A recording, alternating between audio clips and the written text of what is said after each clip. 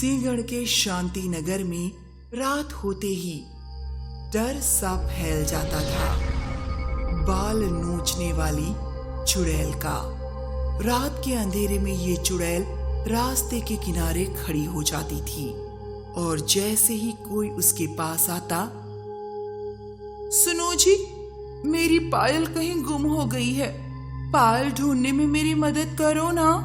जी जरूर। और जैसे ही वो आदमी पायल ढूंढने के लिए नीचे झुका, चुड़ैल ने उसके सिर से कुछ बाल नोच लिए। अब तू वो करेगा जो मैं कहूंगी।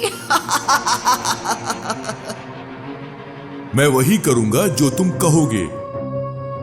अब मेरा मनोरंजन कर, नाचो। वो आदमी चुड़ैल के वश में था। वो चुड़ैल के लिए नाचने लगा। कई घंटे तक वो नाचता रहा। बस अब मैं तुझसे ऊब गई हूं, जा उस पहाड़ी से कूद जा। वो आदमी पहाड़ी पे चढ़ गया और वहां से कूद गया।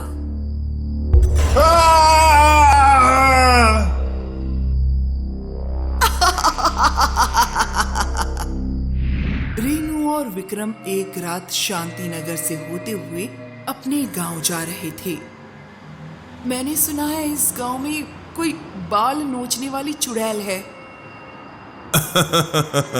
तुम एक टीचर होकर ऐसी बातों पर यकीन करती हो? चुड़ैल वुड़ैल कुछ नहीं होती। मैंने जो सुना बता दिया, बाकी आपकी मर्जी, मानना है तो मानो वरना ना मानो।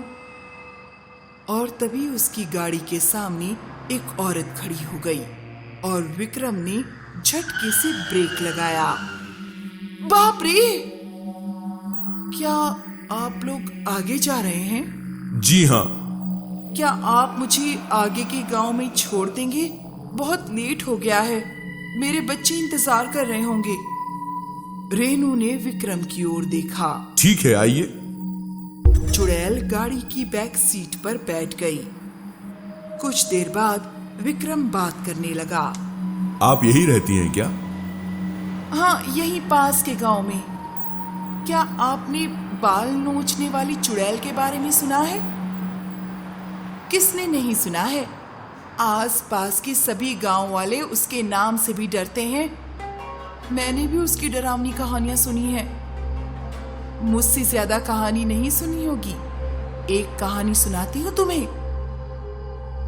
एक जाड़े की रात थी। शहर से दो लड़के गांव छुट्टियां मनाने आए थे, विक्की और बल्लू। यहीं इसी रास्ते पे वो अपनी जीप में सवार थे। आखिर शहर की भागदौड़ से आराम मिला। मैं तो कुछ दिनों तक बिल्कुल आराम करूंगा। तभी उनकी नजर एक सुंदर सी लड़की पर गई जो सड़क के किनारे खड़ी रो रही थी। लगता है उस लड़की को मदद की जरूरत है। हाँ चल, क्या हम आपकी कोई मदद कर सकते हैं? मेरी नाक की फुली गिर गई, सोने की है, और अगर मैं ऐसे ही घर गई तो माँ मुझे बहुत मारेंगी। क्या तुम मेरी फुली ढूंढने में मदद करोगे? क्यों नहीं।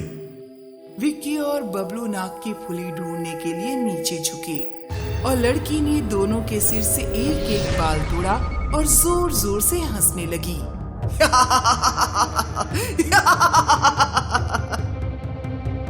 बड़े आए मेरी मदद करने वाले। वो दोनों लड़के चुड़ैल के वश में थे और फिर चुड़ैल ने उन दोनों को एक दूसरे से लड़वाया। इसको कहते हैं ना मनोरंजन। फिर चुड़ैल के वश में उन दोनों ने तलवार उठा ली और एक दूसरे का गला काट दिया।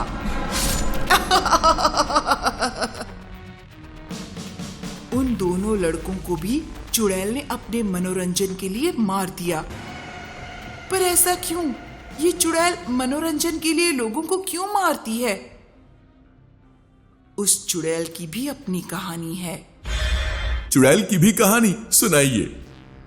ये चुड़ैल एक समय बहुत सुंदर नृत्यिका थी, दामिनी। दामिनी का नाच देखने गांव के सारे बड़े लोग जमा हुआ करते थे। लोग दामिनी पर खूब पैसा लुटाया करते थे। दामिनी बहुत खुश थी। एक दिन गांव के बड़े सेठ का बेटा राजा बाबू गांव में आया और उसने दामिनी का नृत्य देखा। दामिनी की सुंदरता देखकर वो मोहित हो गया। वो दामिनी का नाच देखने अक्सर आया करता था और बहाने ढूंढता था दामिनी से बात करने के। दामिनी, तुम मुझे बहुत पसंद हो। वैसे तो मैं सारे गांव वालों को पसंद हूँ। मैं तुमसे शादी करना चाहता हूँ। राजा बाबू पहला इंसान था जिसने दामिनी से शादी करने की इच्छा जताई थी। इसके बाद दामिनी और राजा बाबू अक्सर मिलते थे। राजा बाबू दामिनी के लिए कभी नाक की फुली लाते, कभी नथनी तो कभी पायल। धीरे धीरे दामिनी को राजा बाबू से प्यार हो गया था। राजा बाबू, हमारी शादी कब होगी? जल्द ही, बस मैं अपने बाप का कारोबार संभाल लूं तो फिर मेरा ही राज होगा। फिर मुझे तुमसे शादी करने से कौन रोक सकता है? हमारी शादी मंदिर में होगी या धूमधाम से? राजा बाबू की शादी है, बड़े धूमधाम के साथ होगी। राजा बाबू की मीठी मीठी बातों में दामिनी फंसती ही चली जा रही थी। एक दिन दामिनी की एक सहेली उसके पास आई। दामिनी, राजा बाबू की शादी होने वाली है कल, पड़ोस वाले गांव के लाला की बेटी से। क्या? ये कैसे हो सकता है? दामिनी राजा बाबू से मिलने गई। ये क्या है? तुमने मुझसे शादी का वादा किया था। तुझसे?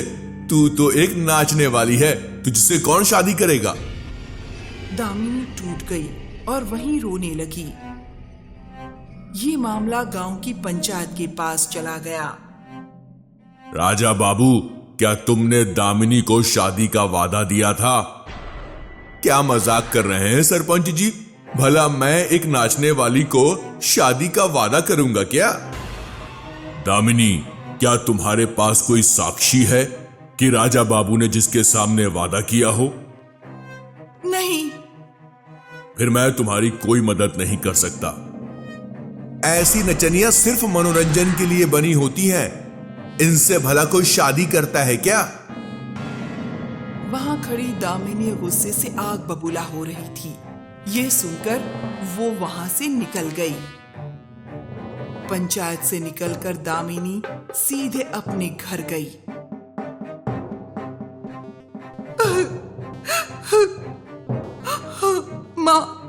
माँ, किसी ने मेरी बात पर यकीन नहीं किया। सब यही बोल रहे हैं कि मैं अमीर राजा बाबू पर लांछन लगा रही हूँ और ऊपर से राजा बाबू बोल रहे हैं कि मैं नाचने वाली हूँ, मनोरंजन का सामान। अब उसने गलत क्या बोला?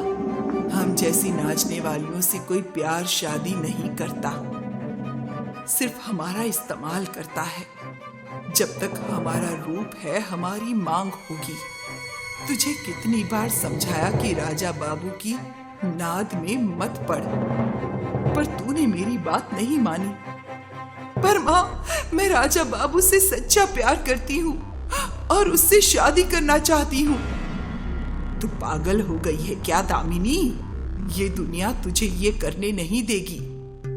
तेरे और मेरे जैसी नाचने वालियों की दुनिया ये रंगमंच है, किसी की हवेली नहीं। फिर वो राजा बाबू के किए हुए वादे क्या थे? झूठ था।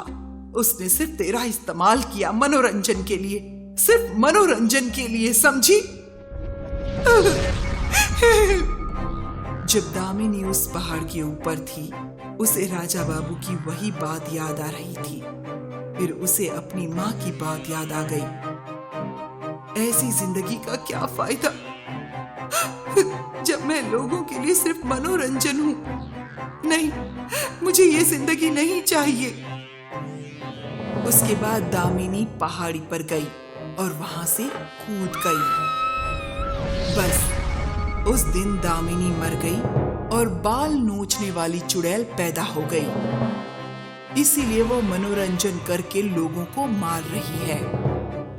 उसके साथ बहुत बुरा हुआ। पर इसका मतलब ये थोड़ी है कि वो लोगों को मारती फिरे। ये तो लोगों के साथ नाइंसाफी है।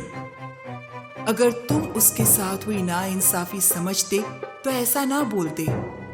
और जब से वो चुड़ैल बनी है, वो जिस किसी के भी बाल तोड़ लेती है, उसे अपने वश में कर लेती है।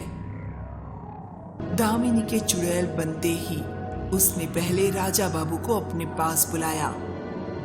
मुझसे शादी नहीं करनी तो ठीक है, पर क्या अब तुम मेरे पास भी नहीं आओगे?